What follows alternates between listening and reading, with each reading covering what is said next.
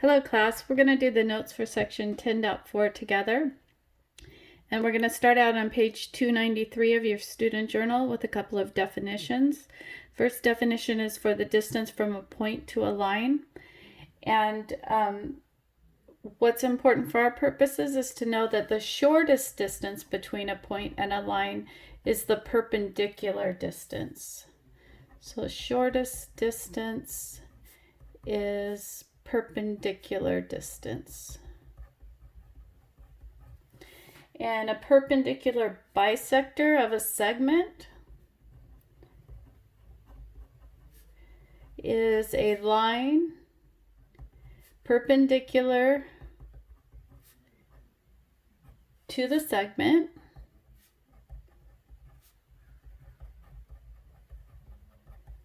that intersects at its midpoint.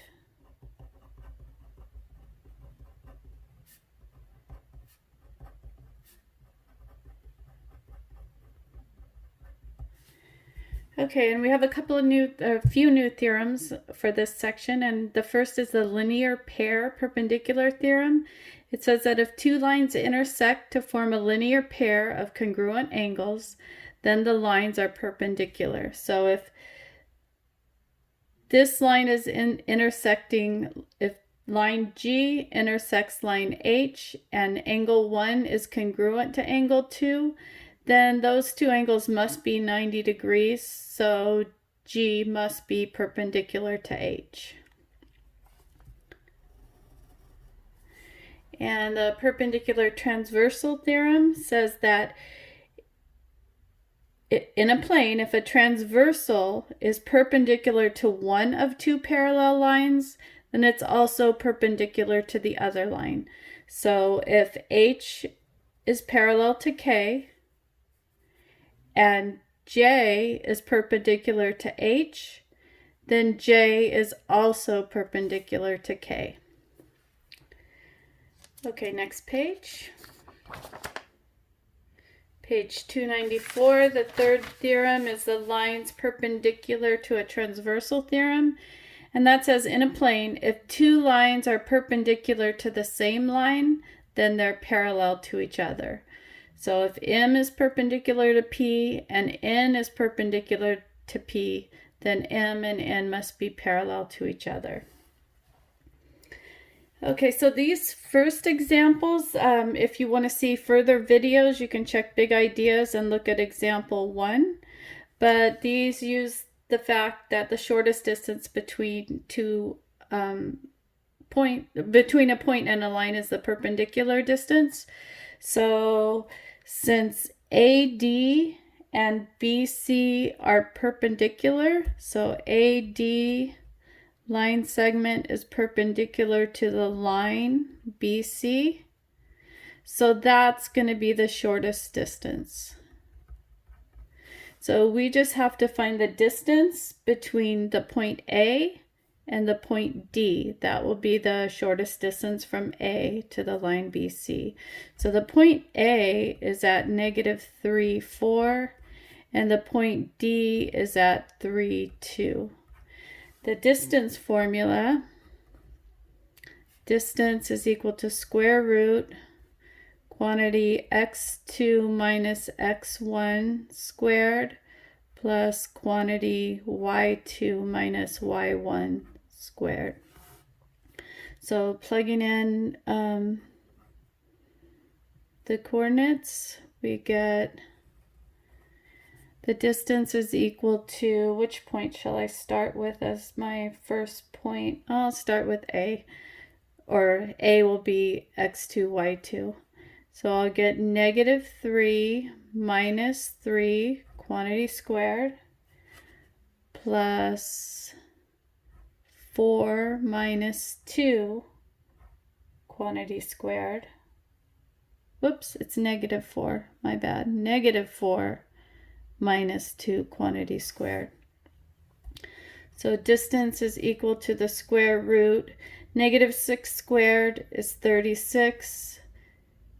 -4 minus -2 is also -6. -6 quantity squared is 36. Square root of 36 plus 36 is the square root of 72. 72 is equal to 36 times 2. So if I were going to simplify this radical, I would factor out the 36. It's going to come out as a 6, and we'd have 6 root 2.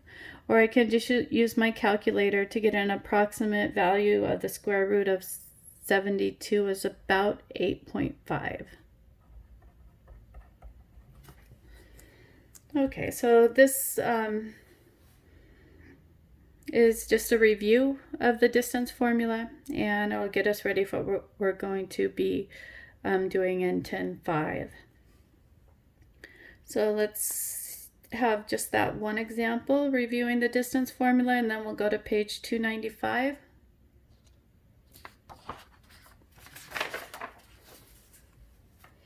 So in these next exercises, we're going to determine from the diagram which lines, if any, must be parallel and explain our reasoning.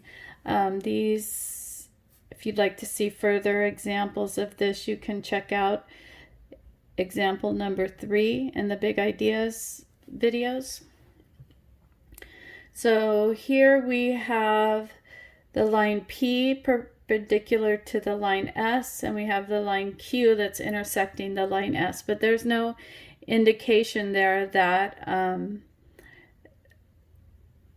Q is also perpendicular to S. So we have no evidence of any parallel lines.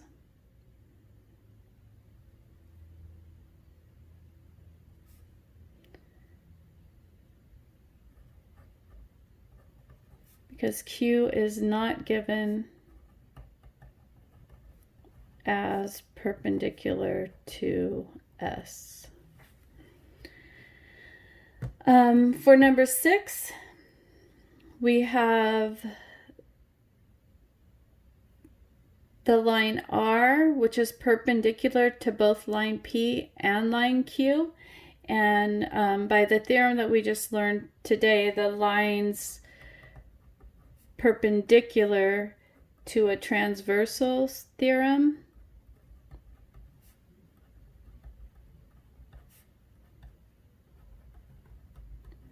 we can conclude that line P is perpendicular to line Q.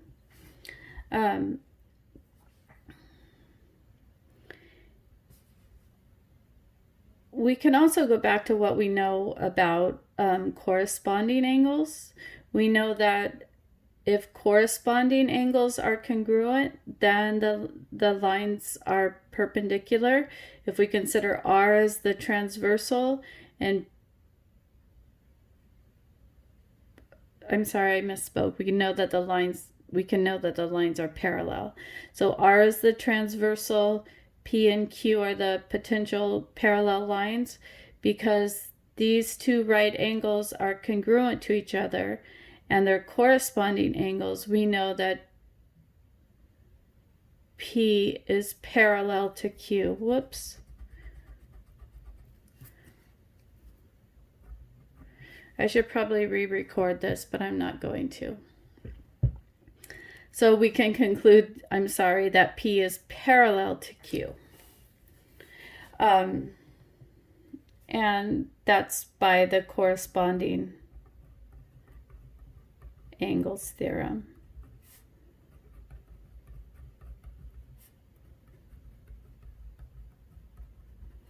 And for me, I prefer to use the corresponding angles theorem just so I have less theorems to memorize.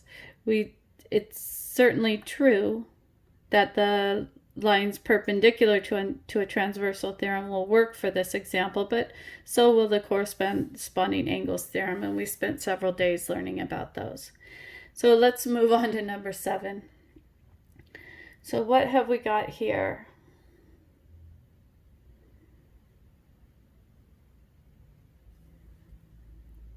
So we've got a right angle here, which means there's a right angle here.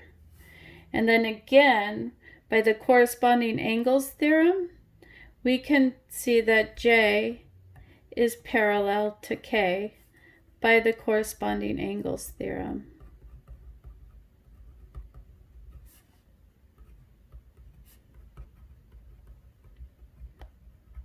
Also by the lines perpendicular to a transversal theorem, but let's just go with the one that we know well. And so we know J is parallel to K. How about M and N? So if M is meeting K at a right angle, so this is 90 degrees here, this must also be 90 degrees for the rest of the linear pair. And then we can see that we've got these two angles corresponding.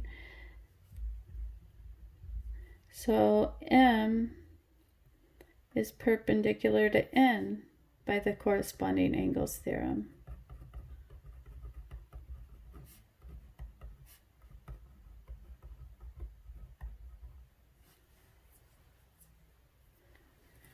Okay, number 8.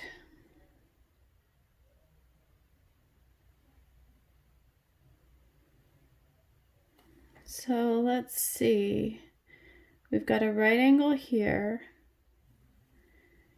and a right angle here.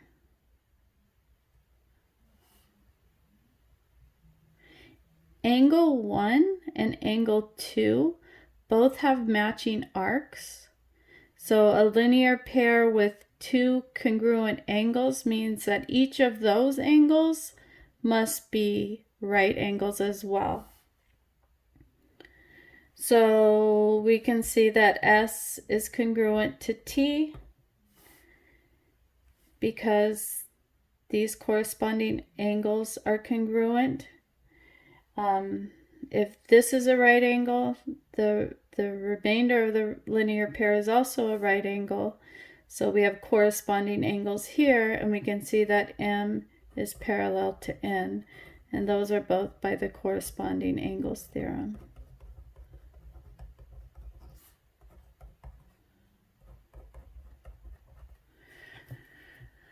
All right, so that's it for today.